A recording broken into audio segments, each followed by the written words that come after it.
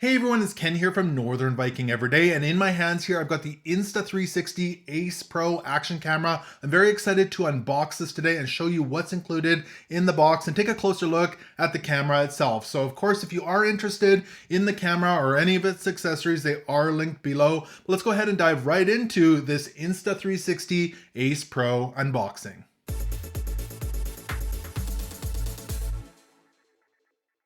So again, this is the Insta360 Ace Pro co-engineered with Leica Capture Action Smarter.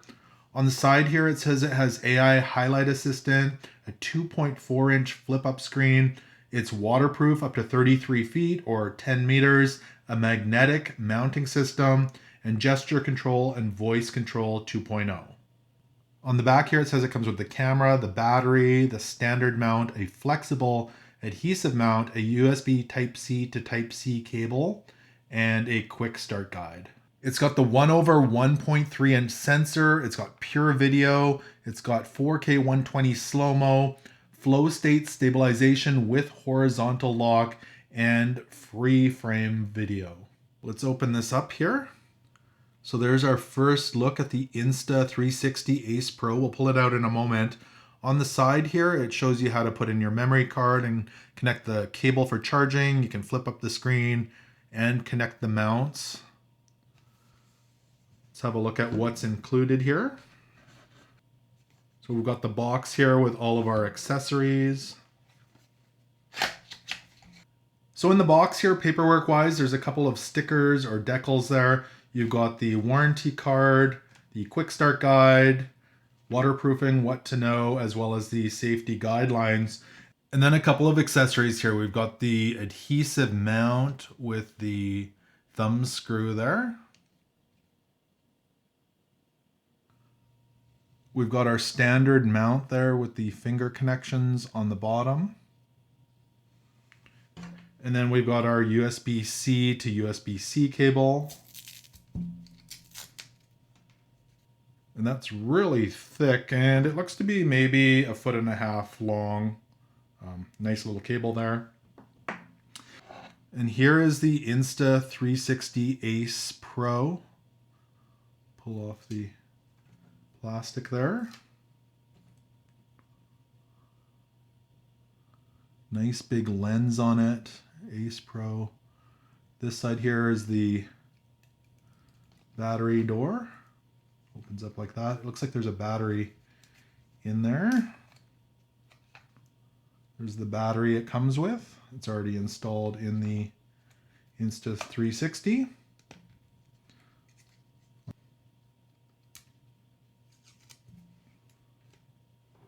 There's the mounting area on the bottom, which this mount connects right to. We'll connect that to that.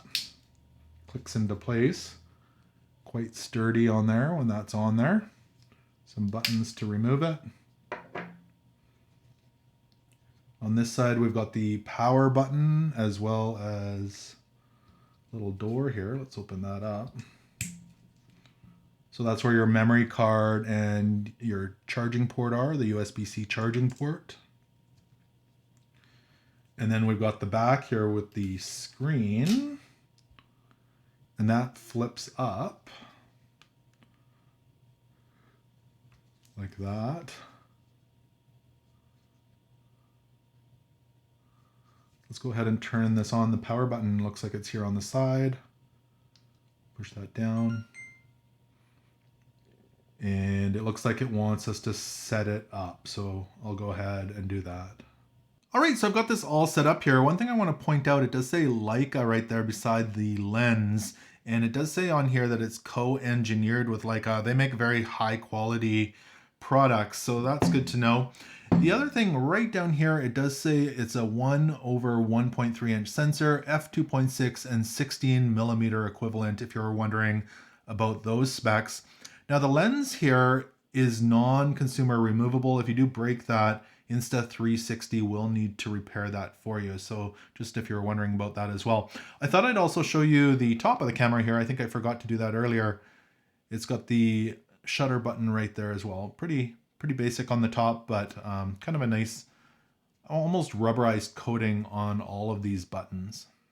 Now I'm really liking this screen here. I really like how it tilts up like this. Maybe you're filming down low and you want to be able to see the screen. That's really handy like that. But you can also tilt it up like this if you're wanting to do maybe some vlogging or filming yourself. Great option.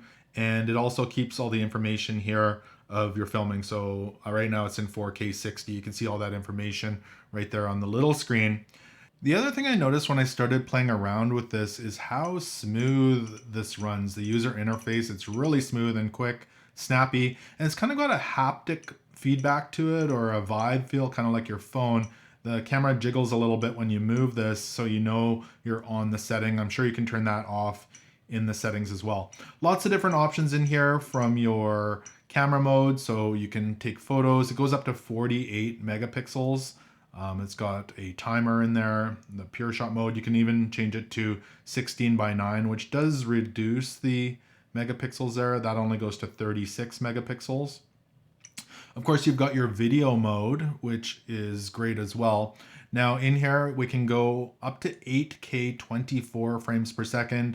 It does 4K 120. I like to use 4K 60. That's my go-to. It's got 2.7K. It's also got 1080p. And of course, different ratios as well. You can do 4:3 or 16:9. So lots of different options there. It does have manual modes here as well. So if you do want to have it on auto, you can do that. Or there's a manual mode for adjusting some of the settings manually. Really handy. You can also do the pure video mode. And this camera's gotten a lot of hype for its low light performance. And that's easy to turn on right there as well. It does only go up to 4K 30 frames per second in the pure video mode. So keep that in mind if you are planning on using pure video. It's got a free frame mode. So if you're looking to film horizontally and vertically at the same time, you can do that easily. You've got time shift mode, which can be used to do like a hyperlapse type of walk.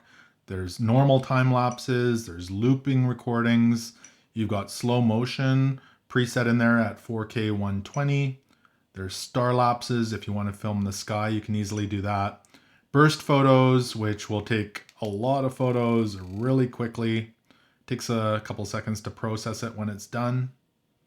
It's got interval mode as well as HDR photos, as well as you can do your own presets if you do want to make kind of custom modes in there. The other thing I did want to show you, if you swipe down from the top on the main screen, it does have gesture control in there if you do want to use that.